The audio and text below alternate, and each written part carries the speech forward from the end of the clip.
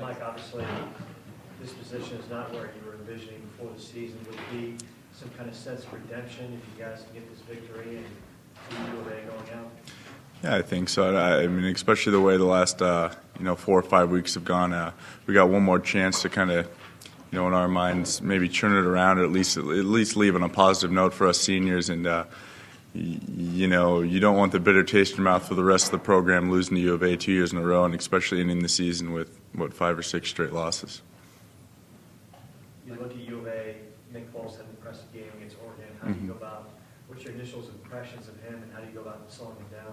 Yeah, they're pretty impressive. I mean, obviously, you've seen what they did all season. I think they're 1 or 2 in offense in the Pac-10. So, defensively, we've got our work cut out for us. They do a good job of not only protecting him, getting the ball away quickly, and then, if Grigsby and the other guy are healthy, then, they're going to try to pound it a little bit too.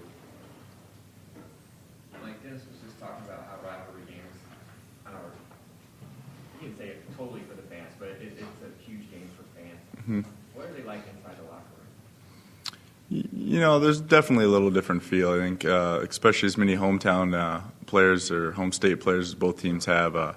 Once the game's over, we got to go answer for a year to all our family friends, and to be able to go home and speak to all of our friends that I was 3-1 when we left, as opposed to 2-2.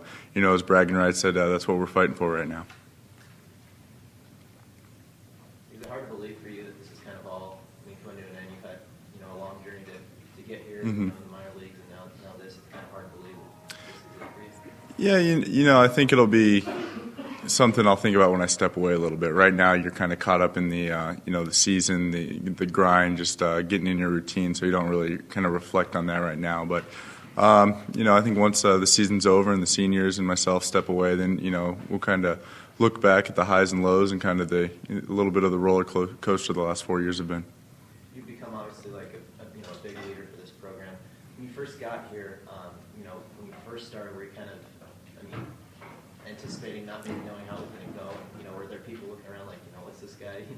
Yeah, I think you never really know, how things are going to turn out when you step into a new situation. And, one of the things to being a leader is you got to be able to prove it on and off the field. And so when you first get here and you haven't really, proven much, obviously, it's tough to step in and be a leader right away. But if you do the right things, you're going to gain the respect of your teammates. And, that's something that, I've tried to do since I've been here. As a kid, what was the rivalry like for you? Was it something that you cared passionately about? Yes and no. I think it was more I was around it with my parents and our family friends. My best friend growing up, his dad was actually Wilbur the Wildcat for 1 year. So, he was a diehard Wildcat fan, still is to say the least. And, my parents have had season tickets since '73 here. So, I think more than anything, I just listened to the adults kind of, talk about it. And then obviously I got a feel from it from there. Do you have any memories of it growing up, or any specific, do you remember plays or anything like that? Obviously that Keith Poole photo after he was, hit late in the end zone in the Rose Bowl year, that was obviously, a pretty special year in this program. And, I think I went to every home game that year, and just being able to watch that season unfold and, that kind of cap it off is, probably the highest point. When you played here when there was a quarterback who, made a crazy amount of consecutive starts, Mm-hmm. and you've been here when there's been 3 starting, and Dennis was just talking about how important sort of the continuity of the quarterback is to the success of a program. How have you felt, and not talking specifically about these guys individually, but how have you felt it's impacted the team overall, having the changes?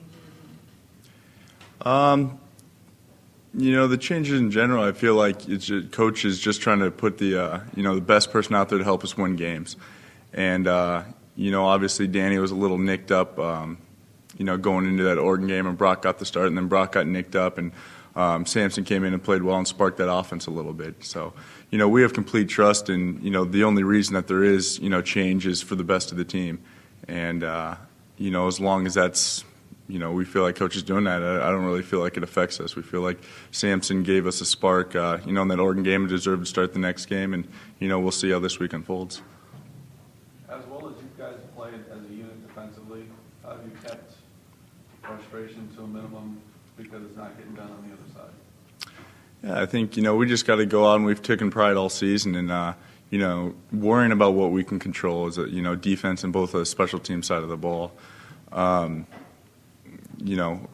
It'd be one thing if we felt like the offense wasn't out there playing their hearts out and, just didn't care. But, those guys are out there working just as hard as us. And, for whatever reason, each, different games, there's been different reasons why maybe they've struggled a little bit. So, as long as, we can look at each other at the end of the day and say, hey, you guys played your hearts out for us, there's no reason to have any resentment. Like Coach Erickson has said before, that he wouldn't be surprised if you became a senator one day. Do you have certain post-football plans, or have you thought about it? Right now, if my playing career is done, then I'm leaning towards going to law school. I'd probably take a year and a half off to study for the LSATs, and then go from there. But one way or another, I'd like to get that back into sports. Tie it back in, be it working for a team or the other side for an agency. But we'll see. That's down the road. Some guys, football is, like maybe the biggest part of their life. They want to hang on and maybe these lower professional leagues. Would you be more apt to stop playing football earlier because you have these other options that you want to pursue? I don't think it's because I have other options that I'd want to stop playing earlier. I think I can look at it realistically, and if someone tells me it's a 1 in a million shot to stick with an NFL team, then I feel comfortable with the other options that I do have in my life, and I'm not going to kind of go on a wild goose chase just because I still have that competitive itch. How do you think that the frustration of going a while without winning blends with the idea that maybe you guys already don't like these guys you're playing on Saturday because they're your rival? Is there a danger of it maybe being too much frustration?